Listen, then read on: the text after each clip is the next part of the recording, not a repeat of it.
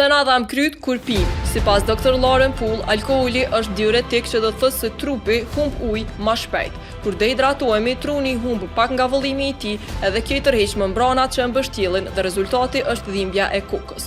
Por problemi s'është veç te mungesa e ujit. Alkooli e ul nivelin e glukozës dhe i çrregullon elektrolitet dhe për këtë arsye ndihesh i lodhur, nervoz edhe i trullosur, pra s'mundesh me mendu qartë. Shoqata amerikane e migrenës thotë se alkooli shkakton inflamacion në anët e gjakut të trurit, prandaj dhimbja bëhet edhe më e fortë. Një mënyrë e re edhe efektive për me mposhtë hangover është hangover shot. Hangover shot është një suplement ushqimor në formë të lëngut me aromë anaferash dhe frullave të pyllit dhe me formulë unike WWH-T.